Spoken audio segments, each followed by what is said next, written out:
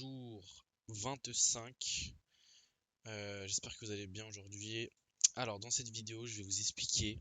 Ça va être une vidéo qui va être très intéressante pour vous parce que je vais vous expliquer, on me l'a demandé aussi en commentaire, comment j'utilise ma stratégie d'anticipation. En fait, c'est une stratégie qui m'a permis justement d'atteindre le ratio de ma propre firme en phase 1. C'est une stratégie d'anticipation qui est assez, c'est pas complexe. Si vous avez déjà un bon niveau sur les marchés d'analyse technique en tant que support résistance, etc., vous allez vous y retrouver. Vous allez voir que c'est une stratégie que j'utilise, j'essaie d'utiliser de plus en plus, mais les trades se font très rares. Enfin, c'est des trades qui sont rares, ça arrive pas tous les jours. Donc on va aller directement sur mon écran. Hop. Juste avant de commencer cette vidéo, je voulais revenir sur une de mes vidéos. Je voulais revenir sur cette vidéo-là où en fait, le titre de la vidéo c'était je prends un trade contre le fondamental. Et en fait, dans les commentaires, j'avais pas, enfin, j'ai regardé et c'est très intéressant ce que les gens m'ont dit. Mais en réalité, le trade n'était pas vraiment contre fondamental. Je me suis juste attardé sur une donnée qui était le PIB. C'était une donnée bullish pour l'euro et j'ai pensé directement que c'était un trade contre fondamental alors qu'en réalité ça ne l'était pas. Donc ce trade là il est un petit peu trompeur. En tout cas, n'hésitez pas à me corriger parce que c'est vrai que moi, d'un point de vue fondamental, comme je vous l'ai expliqué, le fondamental, j'apprends encore constamment à essayer de bien le maîtriser, mais je ne le fais pas vraiment. Je suis pas à fond dans le fondamental, si vous voyez ce que je veux dire. Mais donc, du sujet de la vidéo, j'ai envie de vous parler du coup de la stratégie d'anticipation. Déjà, ce qu'il faut comprendre, ce qu'il faut voir, donc ça c'était mon journal de la phase 1. La stratégie d'anticipation, j'ai réussi à la faire sur ces deux trades, donc Euro AUD et OTCHF. Et comme vous voyez, c'était deux take profit max, donc c'est ces deux trades là qui m'ont permis de l'aider ma propre firme. OTCHF, je vais le mettre sur mon graphique sur TradingView, je vais pouvoir analyser, ça va être beaucoup mieux pour vous. Mais en gros, voici le trade que j'avais pris. Donc c'était un trade qui était assez intéressant. De toute façon, vous allez voir, je vais tout vous expliquer. Du coup, on va aller sur mon graphique. On va aller sur Aude CHF. Là, on est en février. C'était en octobre. Donc, on va aller en octobre. Ouais, voilà, c'était là. C'était ici. Je me souviens, c'était toute cette impulsion baissière là que j'avais réussi à choper. Mais donc, voilà, c'était exactement ici pour entrer. Donc, en gros, ce qu'il faut bien comprendre avec cette stratégie d'anticipation, c'est que l'objectif, pour moi qui utilise les supports et résistances principalement pour mon trading, c'est d'anticiper la cassure de la résistance ou du support, peu importe. Ça va dépendre de la tendance. Mais donc là déjà ce qu'il faut bien voir, c'est qu'on était dans une tendance baissière. Okay, je vais vous passer les détails de l'analyse. Bon, on peut dire qu'il y avait un support ici. On aurait déjà pu choper l'opportunité à la cassure ici, mais je ne l'avais pas pris. J'avais essayé de le faire, mais j'avais pris un stop loss, pour ceux qui se souviennent. Donc du coup, on avait ici cette impulsion, enfin on était dans une tendance baissière. Le prix, on voit que le prix il avait fait une grosse bougie baissière ici et il avait fait ici après une petite consolidation, une correction. Il avait corrigé sur ce niveau, sur cette zone en fait de polarité. On voit qu'il y avait un rejet, deux rejets, trois rejets, quatre rejets, cinq rejets. Donc je me suis dit ça peut être intéressant cette opportunité. Ensuite, ce que j'ai fait, j'ai tracé un Fibo. Si je crois que j'ai tracé un Fibo comme ça. Ok, voilà. Donc c'était ce Fibonacci là, avec le point le plus haut qui était celui-là et le point le plus bas qui était celui-là, Donc c'était cette correction en fait. Et moi, je voulais essayer de shorter le marché parce qu'on était dans une tendance baissière sur du 1 heure. D'accord, on le voit. Hein, qu'on avait cassé le high or low ici. Bref, changement de tendance, théorie d'eau, etc. Vous connaissez, je ne vais pas vous faire le speech. Mais donc du coup ce que j'ai fait c'est que j'ai tracé un premier niveau de support ici. D'accord. J'avais tracé aussi un niveau de résistance comme cela à peu près. Et on voit qu'on avait en fait une belle pattern de continuation. Moi c'est ce que j'aime bien appeler le falling wedge, le rising wedge, bref je sais plus c'est quoi, je crois que c'est un falling wedge. Bref, on a une impulsion baissière, une correction et j'attendais une autre impulsion baissière. Donc déjà pour vous parler un petit peu des confirmations, ce qu'on voyait premièrement c'était qu'au niveau du RSI on avait une divergence. Donc on avait le prix qui dessinait une divergence entre le RSI, donc Relative Strength Index, c'est un indice qui mesure la puissance en fait. Et donc le fait d'avoir une divergence, ça montre un potentiel retournement sur le marché. Donc ça faisait déjà une première confirmation.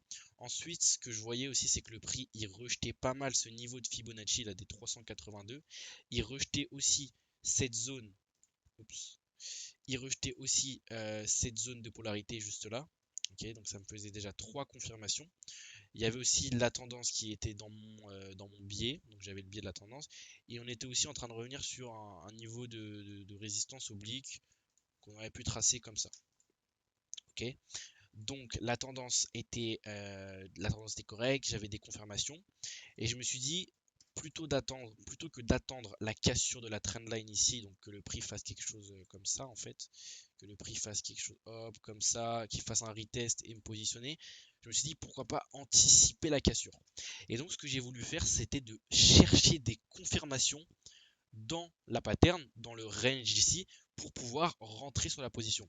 Donc ce que j'ai fait, c'est que je suis parti sur du 15 minutes, j'ai pris la prise de position a été faite sur du 15 minutes, et j'ai découvert ici une petite pattern. Donc en fait, je me souviens très bien que je m'étais positionné un petit peu agressif, et je pensais même que j'allais prendre un stop loss, parce que pour moi, on n'avait pas cassé la pattern. Mais en gros, déjà, ce qu'on voyait, c'est qu'il y avait aussi une divergence sur ce RSI là, sur cette pattern, en fait, tout simplement, sur cette mini pattern haussière. On voit que le RSI il dessinait une divergence. Donc ça me fait déjà une première confirmation dans cette pattern. Et je me suis dit, on va mettre en x3, on va mettre en replay. Voilà. Je me suis positionné, je me souviens très bien, au niveau de cette cassure.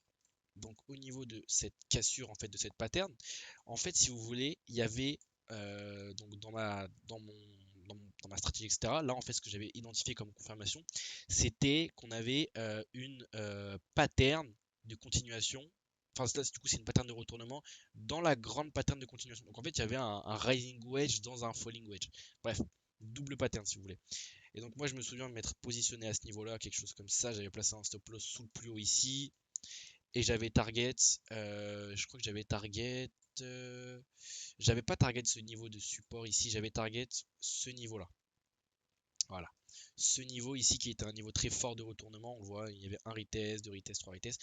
Donc j'avais target ce niveau de support là, avec du coup un TP qui était hop, comme ça. Donc déjà juste le premier trade, ça faisait un ratio, je me souviens, un ratio de 7. On était là, on est vraiment dans le. Je me souviens très bien que ça faisait quelque chose comme ça. Et donc, ce qui s'est passé, on va enlever le RSI parce qu'il ne sert plus à rien maintenant. Donc, ce qui s'est passé, du coup, c'est que le prix, il a commencé à partir dans mon sens. Donc, j'avais sécurisé, j'avais commencé à déplacer mon stop loss pour sécuriser. Ok. Le prix, il a cassé, la trendline.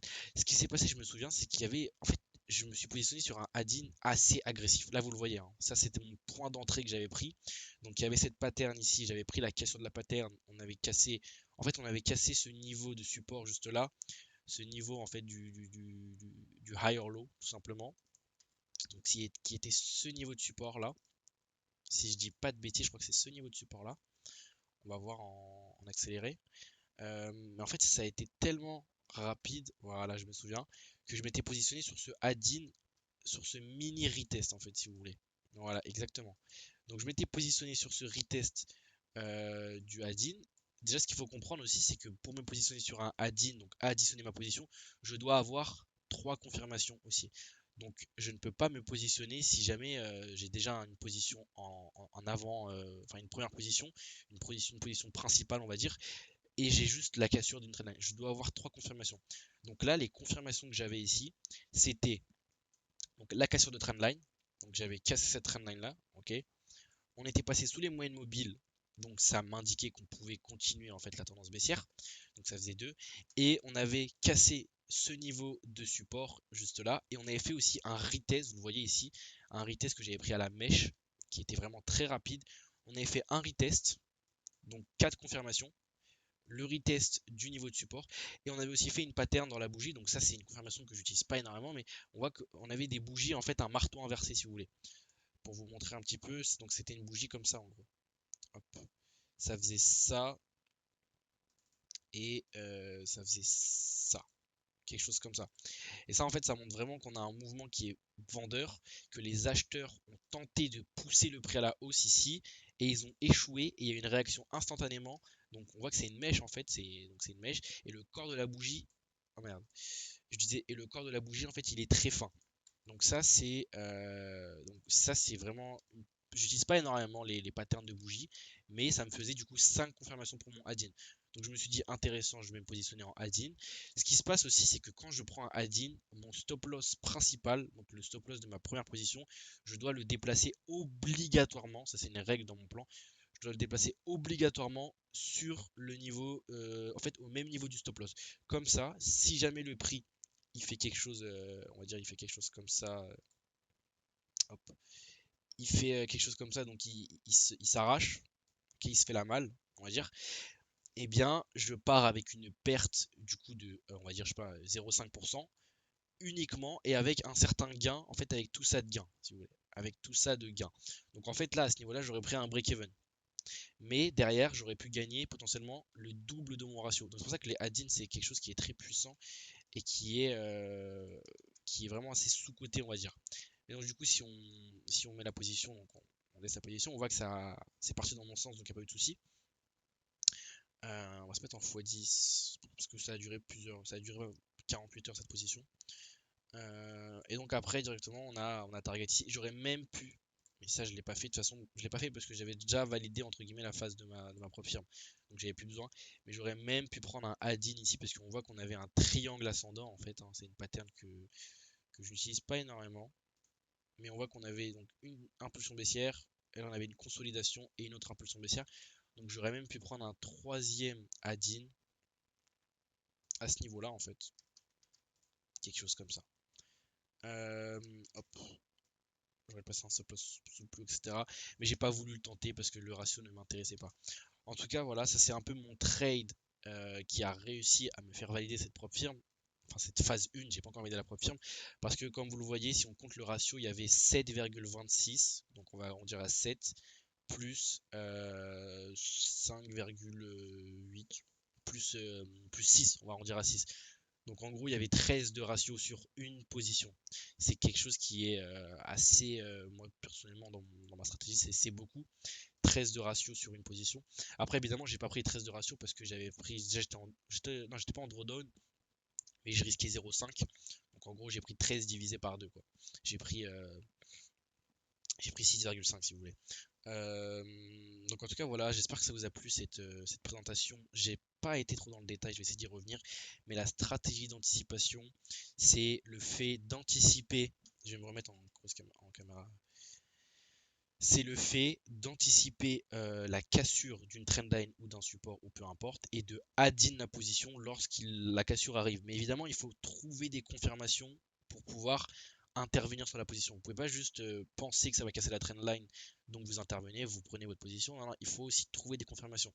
Là, comme vous l'avez vu sur mon trading, enfin sur ce trade ici qui était assez magnifique, on va dire, bah, j'avais pas mal de confirmations. J'avais le fait que le prix revienne sur un niveau de polarité, un niveau de Fibo, une résistance oblique, qu'il fasse une pattern, qu'il y ait une divergence sur le RSI, qu'il y ait une mini divergence sur ce RSI, qu'il y ait une pattern de retournement. Bref, j'avais beaucoup de confirmations. Donc évidemment, c'est des trades qui sont rares, mais quand ils passent, c'est des trades qui ont un ratio, on va dire, assez élevé contrairement aux autres trades parce que vous avez plusieurs positions en un. Et évidemment, les paramètres de, ce, de, cette, de, ces, de cette opportunité, enfin de ce type de trade, c'est le fait d'être dans la tendance. Moi, j'agis uniquement dans la tendance quand je prends des add-ins parce que je risque plus, je m'expose plus au marché, donc je suis obligé de scale avec la tendance. En tout cas, voilà, j'espère que ça vous a plu cette petite vidéo et puis on se dit à demain. Salut!